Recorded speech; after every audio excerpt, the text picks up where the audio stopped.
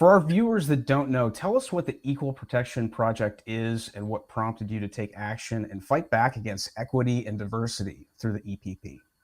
Well, Equal Protection Project is a project of the Legal Insurrection Foundation, which is an outgrowth of the Legal Insurrection website. So I started the website in 2008. It was basically a blog for a long time. And then we launched it as a 501c3 foundation in March 1, 2019. So now there's Legal Insurrection Foundation, which has criticalrace.org, which we launched 2 years ago. And we just launched Equal Protection Project, which is devoted not to opposing diversity or anything like that, but opposing discrimination done in the name of diversity, equity, and inclusion. And really what prompted it is at criticalrace.org, we have databases of critical race and its offshoots, no matter what they call it, in higher education, in medical schools, in the military academies, and at the elite private schools, elite national private schools. And we began to get a lot of reports and a lot of tips about really just blatant, outright discrimination, programs, scholarships, jobs only open to non-whites. And we oppose that, not because it's discriminating against whites, but because it's discriminating on the basis of race. We would be absolutely just as opposed if a school had a program only open to whites. Okay, so it's not who's being discriminated against that we have an issue with. It's the fact of discrimination. And the immediate event that precipitated the decision to launch was we're based in Providence, Rhode Island, in Rhode Island, I should say. And Providence school system, we began to get tips about problems there. And one of the tips we got was about a new teacher hiring program where new teachers could get up to $25,000 of student loans forgiven, but it's only open to non-whites.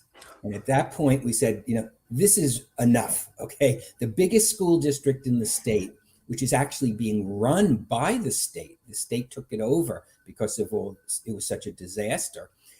The state of Rhode Island is openly discriminating against white teachers. And again, we would be opposed if they were discriminating against Black teachers or Hispanic teachers. Right. That's not the point. The point is that this diversity, equity, and inclusion, particularly the equity part, the desire to have a certain racial mix in a school, in a profession, in the teaching force, it is leading to what we believe to be unlawful conduct. And that's what really caused us to say, we can't just write about this anymore. We've actually got to do something. Yeah, absolutely. Something I've always wondered, and maybe you can answer this, where's the EEOC in all of this? I mean, don't they exist to protect against these kinds of practices? Yes, but you have to understand that they don't necessarily go around looking for problems. They need somebody to file a complaint with them. We filed a complaint with the U.S. Department of Education because Providence gets tens of millions a year in federal education funding.